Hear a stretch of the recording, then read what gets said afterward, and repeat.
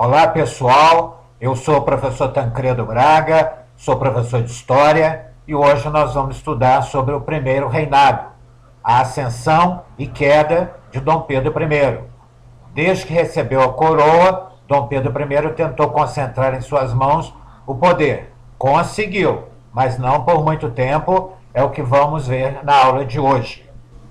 O primeiro reinado cobre o período que vai desde a independência em 1822 até a abdicação de Dom Pedro I em 1831.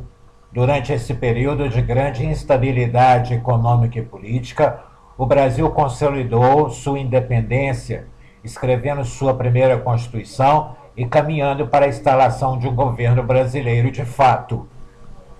Durante a elaboração da Constituição, os partidos que faziam parte da Assembleia Constituinte desentenderam-se com relação à parcela de poder que deveria caber ao imperador e ao legislativo.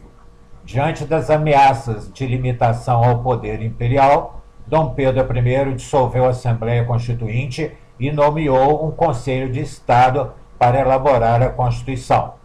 O texto foi outorgado em março de 1824. Outorgada quer dizer que foi imposta de forma não democrática. A Constituição de 1824. Tratava-se de uma Constituição liberal baseada na divisão de poderes em executivo, legislativo e judiciário. Incluía um quarto poder, o poder moderador.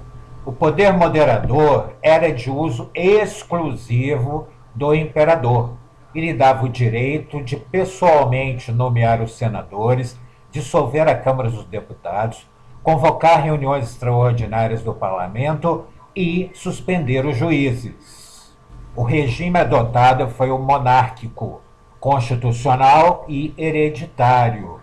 Foi instituído o padroado régio, em que a Igreja Católica estava submetida ao Estado imperial. As províncias não tinham autonomia, o voto era censitário e aberto, ou seja, não era secreto.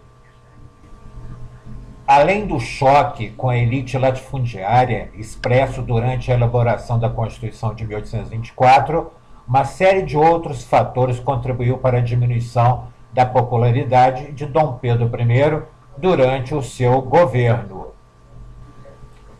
Durante o primeiro reinado, nenhum dos principais produtos de exportação do país, açúcar, algodão e fumo, passava por um bom momento. Isso resultava em baixa capacidade de importação e falta de recursos para saldar os compromissos externos do país. A Confederação do Equador de 1824. A insatisfação do povo com a situação econômica do país e com a Constituição de 1824, que era centralizadora, resultou em uma revolta na cidade do Recife. Os principais líderes do movimento, entre os quais se destacava Frei Caneca, assumiram o controle da cidade e proclamaram a República. O objetivo era unir as províncias do Nordeste e separar-se do Império, formando a Confederação do Equador. A revolta foi severamente punida pelas tropas imperiais e vários líderes foram executados, entre eles Frei Caneca. A Guerra da Cisplatina.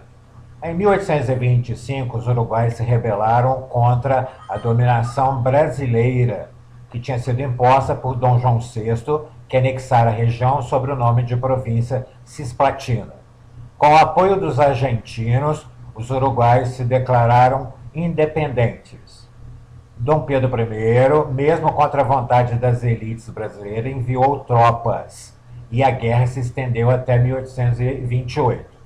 Com a mediação da Inglaterra foi firmado um acordo e a província se tornou um país soberano com o nome de Uruguai. A derrota enfraqueceu ainda mais o imperador politicamente. O envolvimento de Dom Pedro I na tentativa de assegurar a sucessão do trono português para sua filha Maria da Glória foi encarado por seus opositores no Brasil como um sinal que no futuro ele pretendia reunificar os dois reinos. Quando provas desse envolvimento vieram a público, a insatisfação popular deu origem a várias revoltas.